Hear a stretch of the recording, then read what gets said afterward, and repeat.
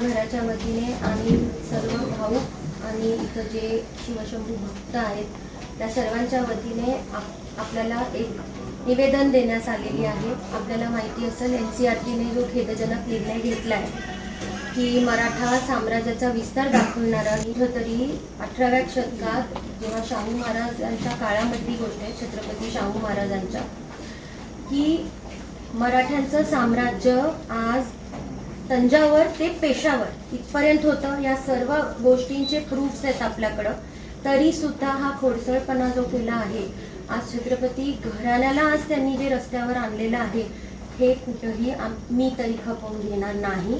मी माझ्या घराच्या वतीने बोलते आहे सर, हा जो खेदजनक निर्णय घेतला आहे कुठंतरी त्यांना परत तो नकाशा त्याच प्रकारे पुस्तकात समावेश करावा लागणार आहे। कारण सत्य इतिहास हा सत्यावर असतो, पुराव्यांवर असतो, कोणाच्या भावुकरीते किंवा याच्यावर तो आधारित नसतो। त्यामुळे सत्य इतिहास मिटवणे हे खरं पाप आहे। आणि त्यावेळेस 18व्या शतकात त्या कालखंडात जेव्हा मराठ्यांनी एवढं राष्ट्ररक्षण दिलं होतं, तिथं चौथ आणि सरदेशमुखी पण आपण हे केली होती, तर हे सगळं नाकारून तुम्ही वगळणे हा कुठला न्याय झाला सर? आणि त्याच्यासाठीच आम्ही आज इथं आलो आहोत। आमची विनंती आहे की आपण हे वरती केंद्र सरकारपर्यंत पोहोचवावं आणि आमच्या जर ह्या मागण्यांची दखल घेतली गेली नाही सर तर हे जन आंदोलनाच्या स्वरूपात होणार आहे। कारण हा फक्त नकाशा आणि पुस्तकाच्या अभ्यासक्रमाचा विषय नसून हा पूर्ण महाराष्ट्राच्या अस्मितेचा विषय, महाराष्ट्र धर्माचा विषय। आज मी आपल्या समोर इथं बसली आहे, मी सर्व पक्ष, सर्व धर्म आणि सर्व शिवशंभू भक्तांच्या वतीने इथे बसलेली आहे सर। तर हा अन्याय आम्ही सहन करून घेणार नाही।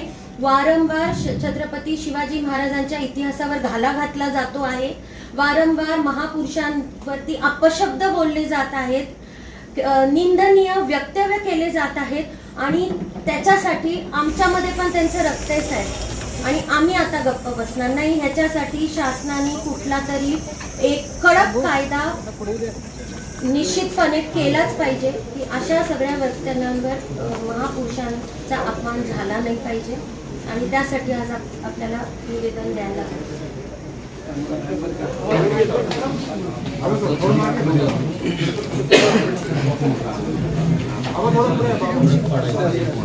ताई इकडे